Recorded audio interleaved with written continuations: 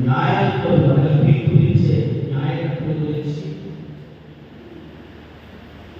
లేకపోతే హృదయం చెడ్డవారి గురించి, లేకపోతే పుట్టిన నాటి నుంచి మానవుడు కలిగి ఉన్న అబద్ధపు జీవితం గురించి దీంట్లో ఈ అధ్యాయంలో చాలా విషయాలు రాస్తారు.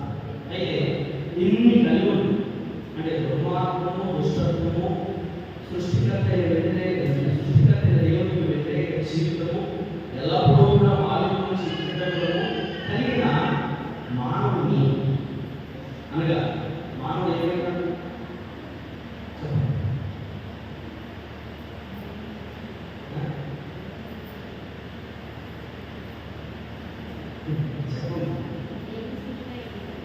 సృష్టి సృష్టి ఎలా జరిగింది చెప్పండి. సృష్టి ఎలా జరిగింది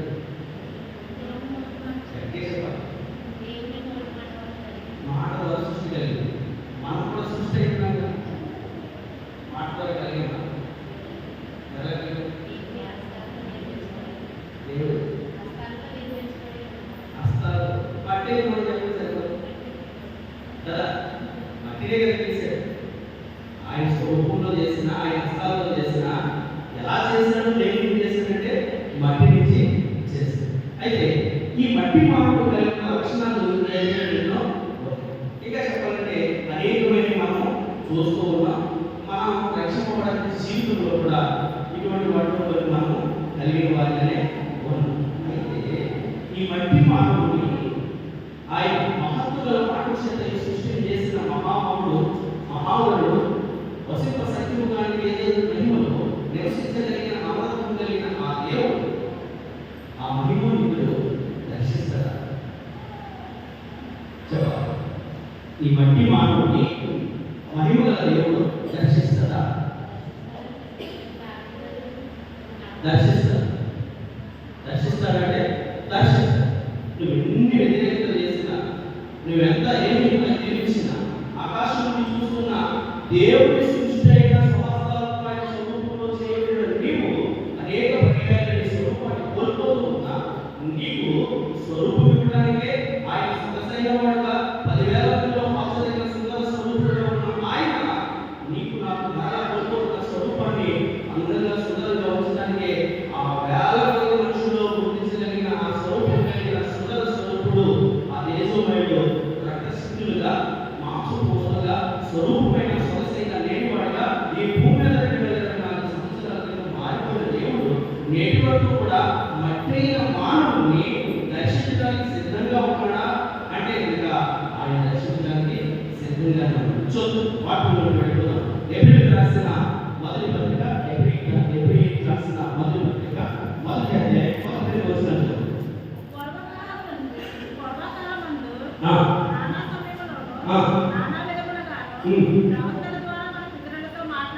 పూర్వకాలమందు నానా సమయములలో నానా విధములుగా మన పితరులతో మాట్లాడిన దేవుడు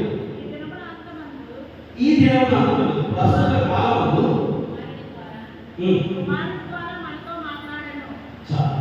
అంటే ఆయన ఏమని మనం ఏమనుకున్నాం? ఈ మట్టి మానవుని మహిమగల దేవుడు దర్శిస్తాడా అని కదా మనం పెట్టుకున్న అంశం. ఈ మట్టి మానవుని మహిమగల దేవుడు దర్శిస్తాడంటే వాక్యం చెప్తుంది. ఎబ్రిల్ చెప్తున్నాడు, పూర్వకాలంలో నానా సమయాలు, అనేక సమయాల్లో నానా విధాలు మేఘం గురించి మాట్లాడు, లేకపోతే క్రియల ద్వారా మాట్లాడు. ఈ చివరి దినాల్లో కూడా కుమారుడి ద్వారా, ఈ అంత్యకాలంలో కూడా కుమారుడి ద్వారా మాట్లాడుతున్నాడు అంటే ఈ మట్టి మానవుని దేవుడు ఎల్లప్పుడూ కూడా దర్శిస్తున్నాడు. ఆయన ఎందుకు దర్శిస్తాడు? ఒక 3-4 మాటలు గుర్తు చేసుకుని ప్రార్థనలో పెడుతున్నాం. 3-4 మాటలు గుర్తు చేసుకుని ఆయన ఎందుకు దర్శిస్తున్నాడు? మొట్టమొదటిగా ఆయన మానవుని దర్శించడానికి కారణం ఏమిటంటే కనుక మొట్టమొదటిగా ఆశీర్వదించడానికి దర్శిస్తున్నాడు. ఎందుకు దర్శిస్తున్నాడు? ఆశీర్వదించు. నిన్ను నన్ను మానవుడిని, ఈ మట్టి మానవుడిని ఎందుకు దర్శిస్తున్నాడు అంటే కనుక ఆశీర్వదించడానికి దర్శిస్తున్నాడు. చూడండి, ఆదిమ కాండంలోనే, ఆదిమ కాలంలో రాసిన ఆది కాండంలోనే 18వ అధ్యాయం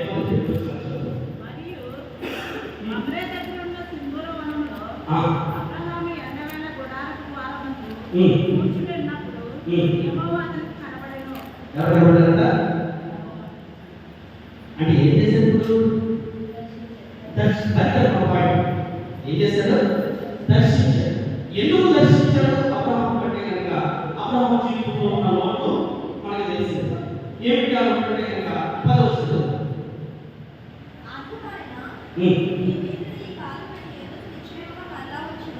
మీదికి ఈ కాలం నిశ్చయముగా మరలా మీరు అంటే మరలా మీరు దర్శిస్తారు.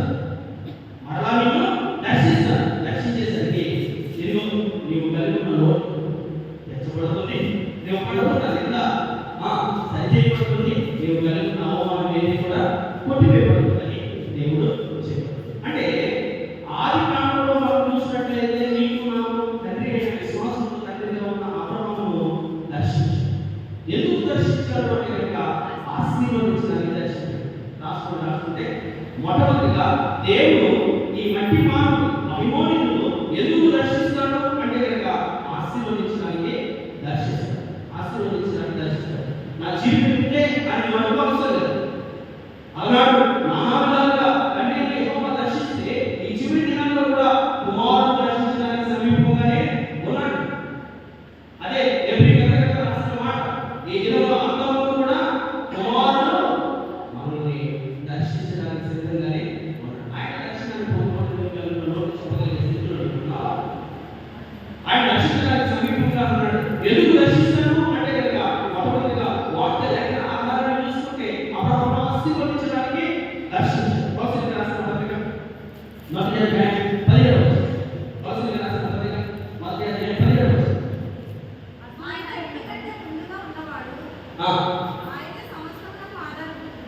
ఎప్పుడు ఉన్నాడంట? అన్నిటికంటే ముందు ఉన్నాడు. తర్వాత మనం వచ్చాం. మన జీవితంలో ఉన్న రోడ్లు ఆయన ఎరగని కాదు. అన్నిటికంటే ముందు ఉన్నవాడు. అంటే అన్ని కూడా తెలిసినవాడు. నీ గురించి, నా గురించి, ప్రతి ఒక్కరి గురించి ఆయన తెలిసినవాడుగా ఉన్నాడు. నీ రోడ్డు గురించి నేను ఇల్లు పడుతున్నాను. ఎంత కష్టపడినా గొర్రె పెద్దడే తోగనట్టు ఇదేనా నా జీవితము? చిల్లు చెందులో వేసిన నా కష్టార్జితం చిల్లు చెందులో వేసిన విధంగా అయిపోతుంది. పుట్టిన కాడి నుంచి ఇదిగో నేటి వరకు కూడా కుటుంబంగా కష్టపడుతున్నాము. ఏది మా జీవితంలో ఎదుగుదల లేదు, మా కుటుంబంలో ఆశీర్వాదం లేదు అనుకుంటున్నామేమో. అయితే నీవు అడిగితే పూర్వకాలంలో నానా విధాలుగా ఇదిగో పరిశుద్ధ గ్రంథంలో అబ్రహామును దర్శించిన దేవుడు అబ్రహాము కలిగిన లోటును గురించి దర్శించి ఆ లోటును తీర్చి ఆశీర్వదించిన దేవుడు ఇదిగో ఆయన సమీపించి కుమారుడు ఈ అంత్య దినముల్లో సమీపంగా నిన్ను ఆశీర్వదించడానికి ఉన్నాడు అని నమ్మక వాక్యాన్ని గుర్తు చేసుకుని నమ్మి కనుక ఆయన దర్శనం నీకు కావాలంటే నీ జీవితంలో ఏ లోటులో అది ఆశీర్వాదంగా మార్చబడాలంటే కనుక ఆయన దర్శనం నీవు మొట్టమొదటిగా ఆయన ఎందుకు దర్శిస్తాడు అంటే కనుక ఆశీర్వదించడానికి దర్శిస్తాడు. రెండవ కారణం ఏంటో తెలుసా? ఆయన ఎందుకు దర్శిస్తాడో తెలుసా?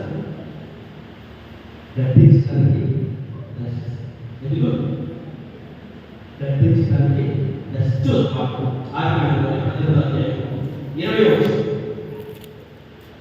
మరియు యెహోవా సొదొమ గొమొర్రాను గూర్చిన మరొకటి కనుకను వాటి పాపము బహుభారమైనది కనుకను నేను చుట్టుపక్కల నా ఎద్దకు వచ్చిన ఆ మరుచెప్పుడనే వారు సంపూర్ణంగా చేసిరో లేదో చూసేదను.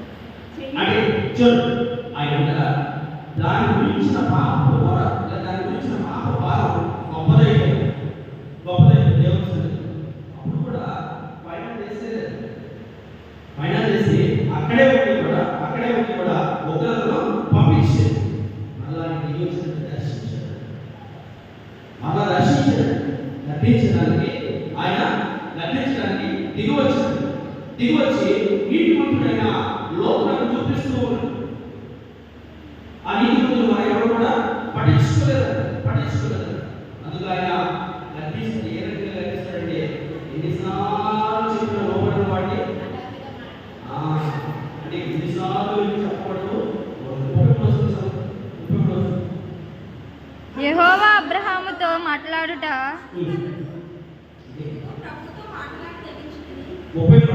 యెహోవా అబ్రహాముతో మాట్లాడుట చాలించి వెళ్ళిపోయాను. అబ్రహాము తన ఇంటికి తిరిగి వెళ్ళెను. అయిపోయింది.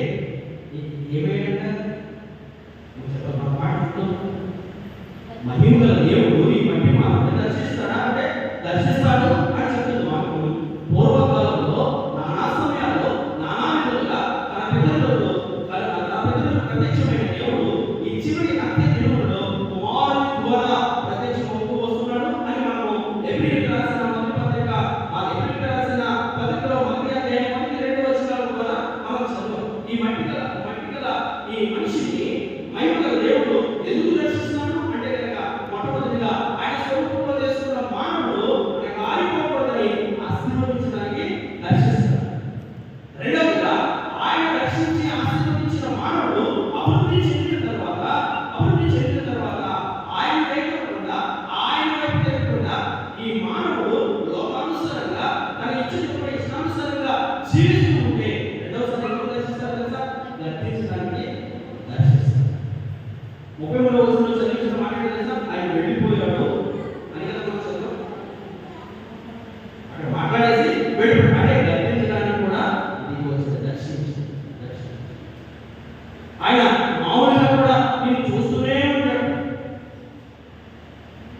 పాపం చేసేవాడు లేకపోతే అతిక్రమం చేసేవాడు తప్పులు చేసేవాడు వాడు అనుకుంటాడంట, దొంగతనం చేసేవాడు అనుకుంటాడంట ఈ పని బాగా ఉంది, ఎవరికి దొరకలేదులే, నా దేవుడితో నేను తప్పించుకున్నానులే అనుకుంటాడు. నువ్వు రెండు కూడా ఏమంటారు ఆపోతే అంటే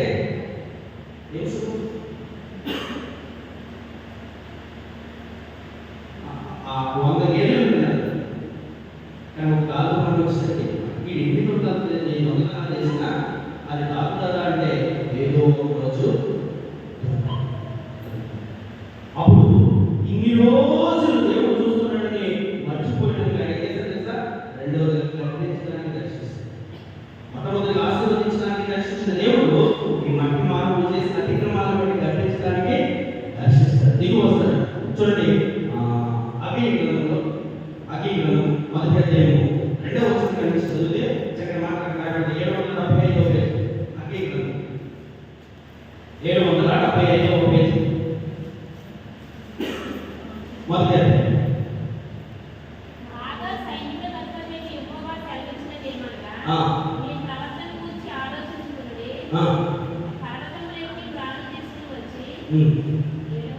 రెండవ వచనం నుంచి సమయం ఇంకా రాలేదు.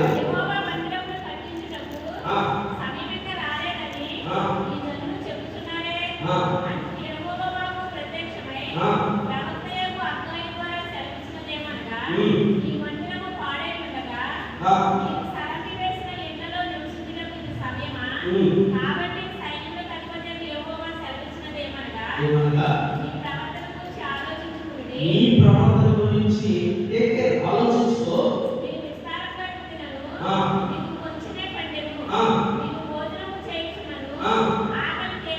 అంటే నీ స్థితి ఎలా అయిపోతుంది? దేవుని మీద ఆధారపడకుండా దేవుని నివసించగలిగిన నీ మందిరాన్ని పాడు చేస్తూ ఉంటే కనుక నీ ముందున్న చీరను కనపడదు తెలుసా? నీవు ఆ సంచి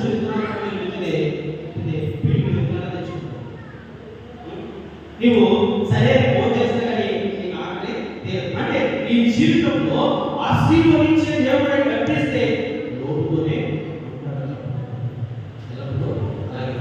సొదొమ కుమారుల వారు గొప్పదైనప్పుడు అగ్నిగంధకాల చేత దాన్ని దండించిన దేవుడు ఆ పట్టణం ఎలా ఉంటుందో తెలిసింది. దాని భూము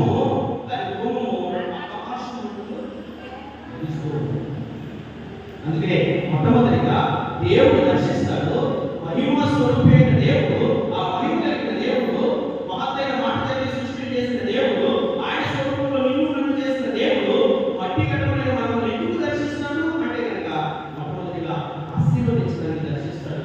ఆశీర్వాదం పొందిన నీకు నేను కూడా సత్ప్రవర్తన కలిగి జీవించకుండా సరైన మార్గంలో నడవకుండా మన ఇష్టమైన త్రోవను ఎన్నుకుని మన ఇష్టానుసారంగా జీవిస్తే కనుక రెండవదిగా చూసి గర్తించడానికి దర్శిస్తాడు. రెండవదిగా గర్తించడానికి మూడవది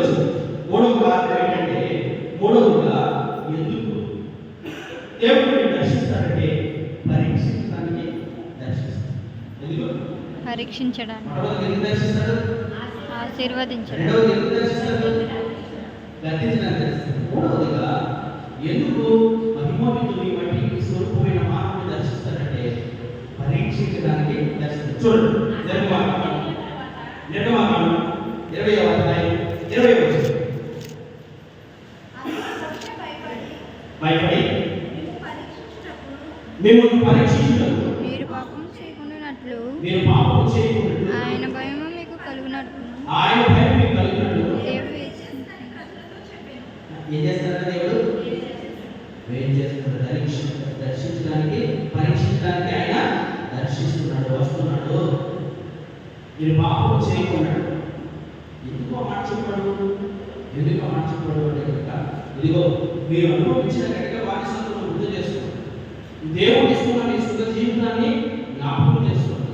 అది తిని తాగి మనసు మర్చిపోతే కనుక మిమ్మల్ని అబ్జర్వేషన్ చేస్తున్న దేవుడు ఏం చేస్తున్నాడు? దేవుడు ఇప్పుడు అబ్జర్వేషన్ చేస్తున్నాడు. అందుకనే 40 రోజుల్లో వెళ్ళిపోవలసిన ప్రయాణాన్ని 40 సంవత్సరాలుగా ఎందుకు తిప్పుతున్నాడో తెలుసా? ఈ సీను అనుభవించకుండా ఎందుకు నడిపిస్తున్నాడో తెలుసా? పరీక్షిస్తున్నాడు. అసలు మీ బుద్ధి మారిందా లేదా? మళ్ళా ఒక నిలువలో వారికి వెళ్ళిపోతావా? కడగబడిన తల్లి బోధ కాసుకున్నట్టు మళ్ళా ఆ పాపని బోధ పెట్టిపోతావా? లేదు, నిన్ను మేడ స్తంభంగా ఉండి నడిపిస్తున్న దేవుడు, అగ్ని స్తంభంగా తోడై ఉండి ఆవరించి తోడకుండా నడిపిస్తున్న దేవుడు, లేకపోతే ఊరు వంటి స్వరంతో మాట్లాడుతున్న దేవుడు, లేకపోతే నా కడుపు ఆటను చూసి ఆకాశం నుండి మన్నాను పంపించిన దేవుడు, లేకపోతే చెవికి రాజు నుండి మధుర పాడి సముద్రంలో జన్మగా పంపించిన దేవుడు దాటిపోలేదు, మన మధ్య ఉన్నాడు అని నువ్వు మర్చిపోతావు. నేను పరీక్షించడానికి దర్శిస్తున్నాను. మూడోదిగా ఆశీర్వదించిన దేవుడు, ఖండించిన దేవుడు. మూడోది ఏం చేస్తున్నా తెలుసా? నేను పరీక్షిస్తున్నాను. నీ నా విశ్వాస ప్రయాణంలో, నీ నా క్రైస్తవ జీవితంలో పరీక్షలో ఉన్నామని జ్ఞాపకం చేసుకో. వాళ్ళ తిరిగిపోతున్నారు, మళ్ళా బుద్ధ వెళ్ళిపోతున్నారు, మళ్ళా విడిచిపెట్టిన దాన్ని చూస్తున్నారు, మళ్ళా కంటికి దాన్ని కోరుకుంటున్నారు. ఆ కోరుకుంటే కనుక ఎంత బతుకు బతికి చెప్పండి.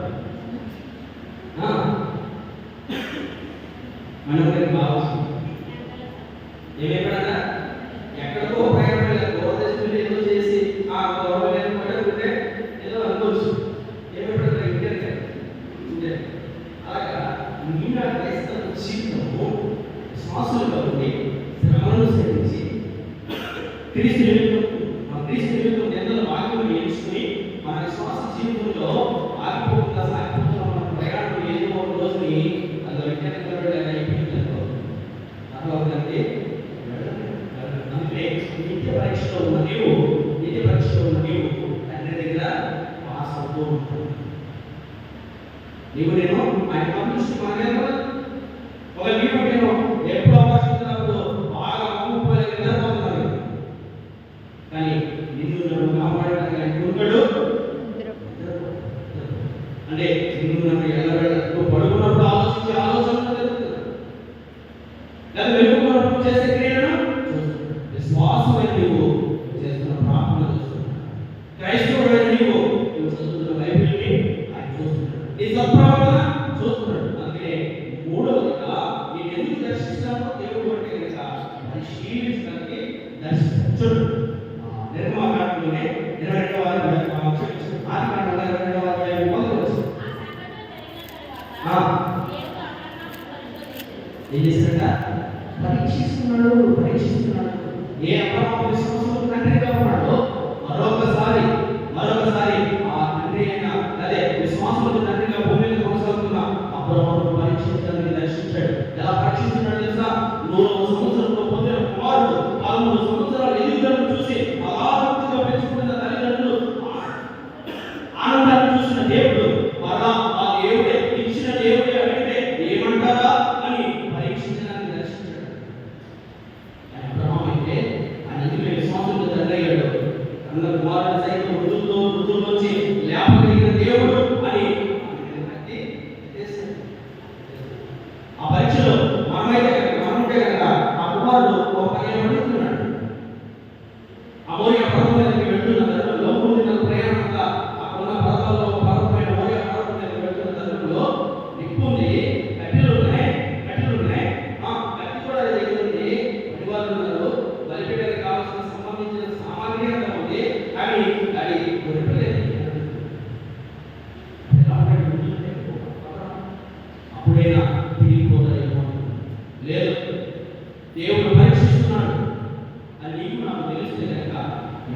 విశ్వాసం అంటే ఏమాత్రమో పరిశీలనలో అబ్రహాము ఏం చేశాడంటే కనుక నగ్గాడు.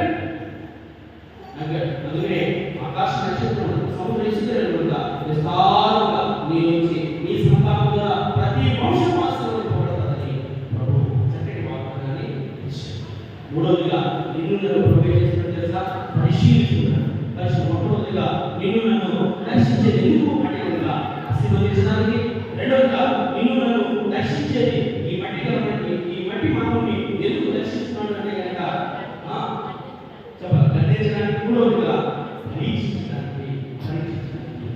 వాళ్ళ జీవితంలో ఏమో శ్రమలే కావచ్చు, అందుకే మనం శ్రమపడ్డాక లేదు ప్రభు ఆత్మీయం తెలుసా మానవుడు సహించగలిగినంత కంటే ఎక్కువ చెప్తున్నాడు. ఉపాయం లేని వారము విరిగిపోబడినను విడుదల పొందలేని వారము కాము. మనం అండ్ల వేసి మీకు ఇచ్చినా కానీ మాకు విడుదల ఉందని మాకు తెలుసు. మమ్మల్ని సరసాలో పెట్టినా కానీ మాకు విడుదల ఉందని తెలుసు. లేకపోతే ప్రార్థన చేస్తున్న కారణాన్ని బట్టి ఆకలితో ఉన్న సింహాలమయంగా వేసేసిన సజీవుడిగా దేవుడు మమ్మల్ని తీసుకుంటాడని తెలుసు. ఇదిగో 700 అగ్ని ఎక్కువ చేసిన ఆ మాడిపోవడం చేసిన అగ్నిలో మమ్మల్ని తప్పిస్తాడని మా దేవుడు మాకు తెలుసు. అందుకనే నీ నా జీవితంలో కలుగుతున్న ఈ పరీక్షలో ఒకవేళ కష్టాలే కలిగిన యథార్థంగా జీవిస్తున్న నీ జీవితం లేదా నమ్మకంగా ఉంటున్న నీ బ్రతుకులో ఏమైనా కష్టాలు వచ్చిన ఏమైనా లోటుపాట్లు వచ్చిన ఒకసారి గ్రహించవలసింది గమనించవలసింది తెలుసా దేవుని అభిషేకంలో అనగా దేవుని పరిశీలనలో ఆ పరీక్షలో నేను నగ్గాలి. దేవుడు పరీక్షించినప్పుడు అబ్రహాము నగ్గాడు. దేవుడు నేను కూడా నగ్గాలి అని వాక్యం ద్వారా మనం గ్రహించవలసిన వారు. నాలుగో కారణం ఏమిటంటే దేవుడు ఎందుకు మనల్ని దర్శిస్తాడు తెలుసా బాధల నుంచి విడిపించాడు. ఎందుకు బాధల నుంచి విడిపించి మంచి స్థితి ఇవ్వడానికి దర్శిస్తాడు. మొట్టమొదటిగా దేవుడు మనం ఎందుకు దర్శిస్తాడు అనగా ఈ మట్టి మానవుడికి ఆ అభిమోహితుడు ఆ భయం కలిగిన దేవుడు ఎందుకు దర్శిస్తున్నాడు అంటే నేటి వరకు కూడా ఎందుకు దర్శిస్తున్నాడు అంటే ఆయన ఆశ్రయించిన వారిని ఆశీర్వదించడానికి. రెండవదిగా ఆయన పిల్లలైన వారు ఆయన వ్యతిరేకంగా జీవిస్తూ ఉంటే చూసి శిక్షించడానికి. మూడవదిగా ఆయన విశ్వాసులు ఆయన పిల్లలుగా కొనసాగుతున్న మనము ఏదైనా శ్రమ కలిగితే లేదా ఆయన ఎంత బాధ కలిగితే తప్పిపోతామేమో లేదా నిలిచిపోతామో లేదో అని పరీక్షించడానికి. నాలుగవదిగా ఆయన ఎందుకు మనల్ని దర్శిస్తున్నాడంటే మనం శ్రమ నుండి విడిపించడం మంచి స్థితిలో మనల్ని వచ్చిన. చూడండి నిర్గమాకాండం 2వ అధ్యాయం 23వ వచనం. నిర్గమాకాండం 2వ అధ్యాయం 23వ వచనం. అలాగున అనేక దినములు జరిగిన మీద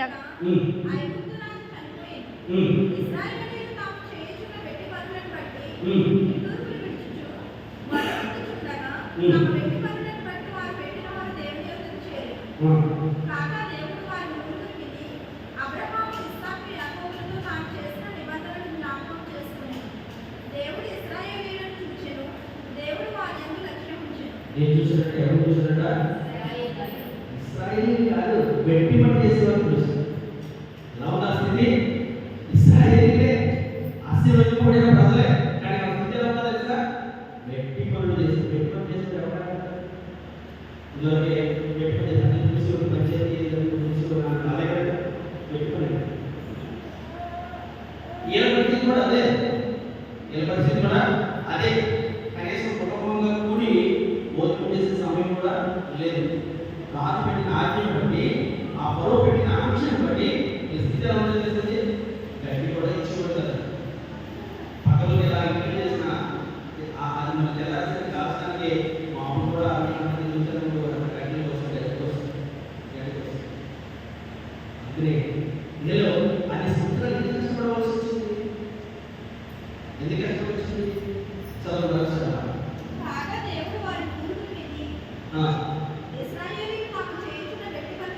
ఏం చేశారట? పూర్వులు అంటే దేవుడికి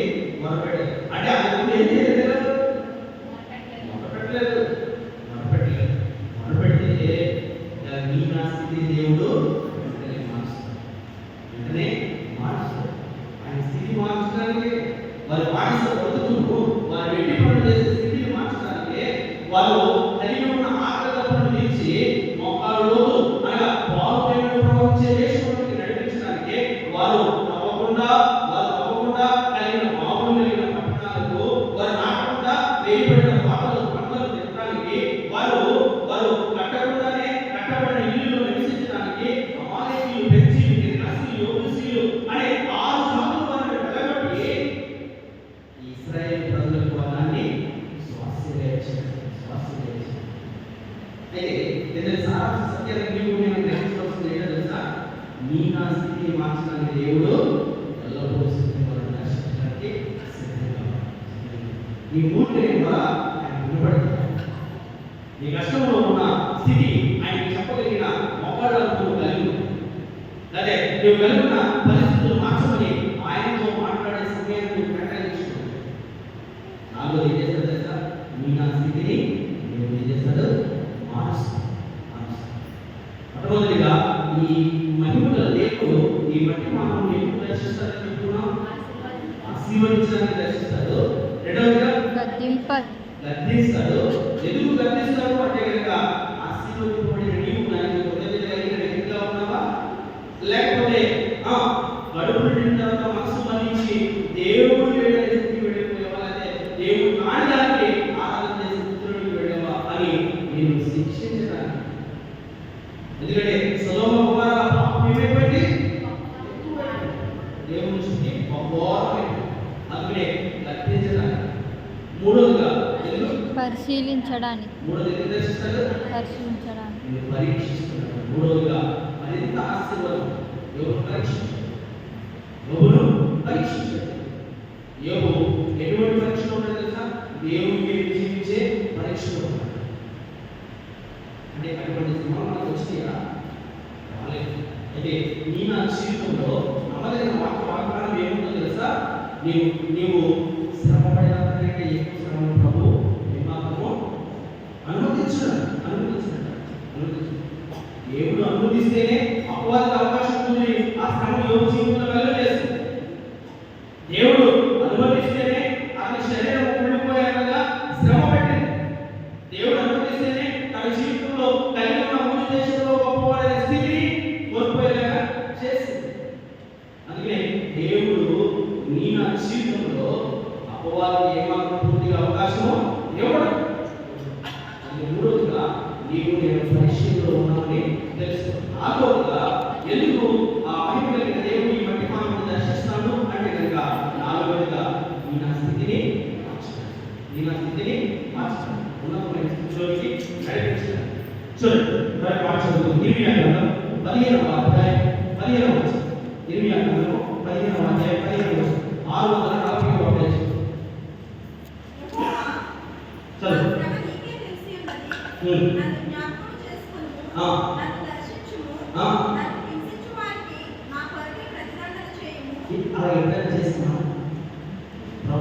నువ్వు చూస్తున్న దేవుడు అయ్యా, నా స్థితి మార్చడానికి నన్ను ఒకసారి దర్శించయ్యా అని ఇర్మియా చేసినట్టు ప్రార్థన చేయగలిగావా? నువ్వు అక్కడికి ఇక్కడ వారి దగ్గరికి ప్రయత్నాలు చేస్తావు, పరుగులు తీస్తావు, కానీ ఇదిగో నిన్ను దర్శించడానికి సమీపంగా దేవుడు నీ స్థితి మారుస్తాను అని నువ్వు మట్టి రూపమైన కానీ ఆ మహిమతో నింపిన దేవుడు నీ స్థితి మారుస్తాను, నేను దర్శిస్తాను అంటే వాక్యం తెలియజేస్తూ ఉంటే నన్ను దర్శించుకోవా, నా స్థితి మార్చుకోవా, ఎప్పుడైనా ప్రార్థన చేయగలిగావు? నేను ఇర్మియా చేస్తున్నాను, నన్ను దర్శించు, నా స్థితిని మార్చులు 15వ అధ్యాయము 15వ వచనం చెప్తున్నాడు. జకర్యా గ్రంథం 1వ అధ్యాయం 3వ వచనం. జకర్యా గ్రంథం 1వ అధ్యాయం 3వ వచనం. ఇట్లను సైన్యములకు యెహోవా సెలవిచ్చినది ఏమనగా, మీరు నాతో తిరిగి ఏం చేస్తారంట? మీరు తిరగకుండా ఆయన మీ వైపు తిరగడం. మరి నేను ఎవరి వైపు తిరుగుతున్నాను? మనం ఎవరి వైపు తిరుగుతున్నాము? పరీక్షలు చేసుకోవాలి, పరీక్ష చేసుకో. ఆ మహిమ కలిగిన దేవుడు నీవు మట్టి అనుకుంటున్న నిన్ను, లేదా నేను వడ్డివాడను అనుకుంటున్న నీవు, లేదా వడ్డి కుండను అని అనుకుంటున్న నిన్ను దర్శించడానికి ఆయన సిద్ధంగా ఆయన దర్శనాన్ని పొందుకోవాలి. అదే ఆయన దర్శించిన అడగడానికి సమయం ఉందా? లేదా నన్ను దర్శించి నా స్థితి మార్చు అని అని అడగగలిగే మాటలు ఏమంటాయా? అనగా ప్రార్థించే ఆ మాటలు ఉన్నాయా నీ దగ్గర? అసలు నీవు ఆయన వైపు తిరిగే ఆలోచనలో నీవు ఉన్నావా? నీవు ఎవరి వైపు తిరుగుతున్నావు? నీ ముందు దేవుడు ఉన్నాడని ఇశ్రాయేలు ప్రజలు ప్రయాణమై వస్తున్నారు. వచ్చేసరికి ఆ ప్రయాణంలో ఎర్ర సముద్రం మీదుగా ఉంది. వెనకాల పదో సైన్యము తరుపు మరి ఎవరి వైపు చూశారు? ఇశ్రాయేలు ప్రజలు పదో సైన్యం వైపు చూశారు. కానీ మోషే అనే మనం నడిపిస్తున్న నాయకుడు దేవుడి వైపు చూశారు. దేవుడి వైపు చూస్తే ఇంకా కడుగు చేస్తున్నావండి, ఇక నా దగ్గరికి వచ్చి ప్రార్థిస్తున్నావండి, నీ చేతిలో వచ్చిన ఆ కరువును చాపాలన్నా ఏమైపోయింది? సమస్య అనే సముద్రం ఏమైపోయింది? ఆరిన నెలకు మారిపోయింది. కీర్తన వాడు ఒకరు దాటిపోయారు. తరుగుతున్న సైన్యం ఆ సముద్రంలో కొట్టుకుని వెళ్ళిపోయారు. ఎవరైతే నీ శ్రమకాలు చేస్తున్నారు, ఎవరిని బట్టయితే నీకు శోధన వస్తుందో, ఎవరిని బట్టయితే నువ్వు నిండిపోతున్నావో, ఎవరిని బట్టయితే నీకు ఆ సమస్యలు ఇరుక్కుపోతున్నావో, మనం ఏం చేస్తారంట? నీకు మరో సైన్యం కొట్టుకుపోయినట్టు ఆ ఎర్ర సముద్రంలో కొట్టుకుపోయేలాగా చేస్తారు. నీకు ఆయన వైపు తిరిగినప్పుడు నీ స్థితిని ఖచ్చితంగా మార్చుకుంటావు. ఆ స్థితి ఎలా ఉంది అంటే కనుక ఆ సైన్యం జరుగుతుంటే దొరికినట్టు చంపారు. ఎందుకంటే ఎర్ర సముద్రంలో ఊరిపోయి చచ్చిపోతారు. కానీ స్థితి ఎలా ఉందో తెలుసా? సంతోషం, కేకలు పాటలు, 6 నెలలు దాటిపోయారట. మొదలు వెళ్ళిపోయిన తర్వాత పాటలు ఆపులు ఎందుకు తెలుసా? తరువుకు వచ్చిన శత్రువులు వారి కళ్ళెళ్ళే కొట్టుకుపోతున్నారు. నీ స్థితిని మార్చిన దేవుడు నీకు సమీపంగా అనేక దర్శించడానికి సిద్ధంగా ఉన్నాడు. నువ్వు ఆయన వైపు తిరిగే వ్యక్తిగా అనుకున్నావా? చూడండి, మరొక చదువు. అలాగే 3వ అధ్యాయం 7వ వచనం. అలాగే 3వ అధ్యాయం 7వ వచనం.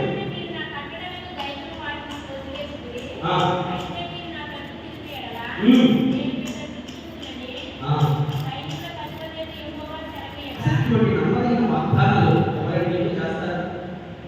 దేవుడు ఏమంటాడంటే, ఇంకా నువ్వు లోకంలో చూస్తే అనేక మంది ఉన్న వాటిలో కష్టంగా కాస్తున్నారు, అలాగే ఉన్న వాటిలో విలువైన ఆభరణాలు చేసి అక్కడ వారికి అలంకరిస్తున్నారు, అలాగే సంపాదించిన సంపాదనలో పట్టుకెళ్ళి అక్కడ భాగాన్ని ఇస్తున్నారు. ఇంకా చెప్పండి, దేవుడు ఉపయోగించుకుంటారు, తలనేరాలు సమర్పించుకుంటారు. కానీ నీగా దేవుడు ఏమంటున్నాడు తెలుసా? నా వైపు నా వద్ద తిరిగితే నీ స్థితి మారిపోతుంది. నీ స్థితి మారిపోతుంది. దాని చేస్తున్నాడు కదా, కొండల వైపు నా పనులు ఎత్తినా నా సహాయం వస్తుందా? నా యెహోవానే నీ దాని స్థితి మారిపోలేదు. యెహోవా వైపు తిరిగి దాని స్థితి మారిపోలేదు. నీకు ఎవరి వైపు తిరుగుతుంది?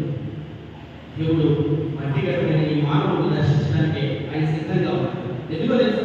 నీవు మట్టి గట్టమైన ఈ మట్టిలో కలిసిపోయే వ్యక్తి కానీ నువ్వు దర్శించడానికి ఆయన ఎందుకు ఇష్టపడుతుందో తెలుసా? ఆయన మొట్టమొదటిగా 4 తల్లిదండ్రులను ఆశీర్వదించండి, మీరు ఫలించండి, అభివృద్ధి చెందండి, విస్తరించండి, భూమిని నిర్మించండి. ఆ ఆశీర్వాదం వారితోనే సరిపెట్టేది అనుకున్నాడా? కాదు. ఆ ఒక్క మానవుడి నుంచి ప్రపంచమంతా మానవుడిని ఎలాగా విస్తరింపజేస్తాడో అందులో భాగమైన నీవు ఆయన వైపు తిరిగితే కనుక ఆయన్ని ఆశీర్వదించడానికి రెండోగా ఆయన వృద్ధి చేసుకోవడానికి, లేదా ఆయన ఆశీర్వాదాన్ని పొంది ఆయన ఇష్టానుసారంగా కాకుండా ఇష్టానుసారంగా జీవిస్తూ ఉంటే చూసిన దేవుడు ఎన్నిసార్లు కనిపించినా లోపడలేదు, ఎన్ని వాక్యాలు వినిపించినా నా దగ్గరికి రావట్లేదు, ఎన్నిసార్లు దర్శించినా కానీ ఇంకా పరిస్థితి పద్ధతి మార్చుకోలేదు అని గర్తించడానికి మూడవదిగా ఆయన ఎందుకు దర్శిస్తాడు అంటే కనుక ఎందుకు దర్శిస్తాడంటే కనుక నిన్ను నన్ను పరిశీలన పరిశీలనలో నాలుగవదిగా చాలా సంగతులు ఉన్నాయి కానీ 4వ విషయంలో నేను ముగించడానికి ఇష్టపడతాను. ప్రభు దర్శించే విధానం చాలా గొప్ప సంగతులే ఒకటి, కానీ 4వ వాటితోటి నేను ముగించడానికి ఇష్టపడతాను. ఎందుకు ఆయన దర్శిస్తాడు తెలుసా? 4వదిగా నీ స్థితిని మార్చాలి. మొదట నీ స్థితి కొంచెం చెప్పండి, మొదలు మహావృద్ధి చెందుతాం. ఎందుకు అంటే కనుక ఆయన ఆకడకు మేము మహావృద్ధి చెందుతాం. విశ్వాసంలో రూపంలో వేవేల పరిస్థితుల్లో మేము కూడా ఉంటాం. ఎందుకు అంటే కనుక ఆయన వైపు తిరిగా అందుకే ఈ స్థితిని మార్చారు. మన స్థితి ఏమిటి అంటే కనుక ఇశ్రాయేలు స్థితి గట్టిగా బానిసత్వం కలిగిన స్థితి, దాస్యం చేసే స్థితి, బానిసలుగా ఉండే స్థితి. కానీ దేవుడు అది స్వతంత్రంగా చేస్తాడు. స్వతంత్రంగా చేయటమే కాదు, వారు నా వాగ్దానము విడుదల అంటున్నాడు. ఈ రోజు నీవు ఆయన వైపు తిరిగితే కనుక ఈ వాక్యం వింటున్నా, అది మాట వింటున్నా దైవ జనాంగమైన ప్రతి ఒక్కరు కూడా ఆయన వైపు తిరిగితే కనుక ప్రతి ఒక్కరి స్థితిని ఆయన మార్చుతాడు. నువ్వు ఏమి చేయవలసిన లేదు, ఏమి ఇవ్వవలసిన లేదు, నీకు నాశనం సగ భాగము ఇవ్వవలసిన లేదు, నేను చెప్పిన వాటిని ఏది కూడా నీకు సమర్పించవలసిన లేదు. నీవు ఆశీర్వదించే దేవుడు కదయ్యా. ఇదిగో నా స్థితిని పెట్టుచున్నాను, స్థితిగతులు మార్చు, నా స్థితిగతులు మార్చు అని నువ్వు ఆయన వైపు వెళితే నీ స్థితి మార్చు. నువ్వే స్థితిలో బలహీనమైన స్థితిలో ఆర్థిక ఇబ్బందుల్లో ఉన్నా, అప్పుల బాధలో కూరుకుపోయినా, లేదా అవమాన నిందలో ఉన్న ప్రయాణం చేస్తున్నా, నీ జీవితంలో కన్నీళ్ళు లేని మానవులు అవుతున్నా, నీకు సంతోషం వస్తున్నా దేవుడు అనేక మంది ఆశలు కార్యంగా మారుస్తాడు. మరొకసారి ఏం మాట్లాడుతున్నామో గుర్తు చేసుకుంటే కనుక ఎబ్రిల్ రాసిన పత్రిక ఒకసారి చదువుతాము.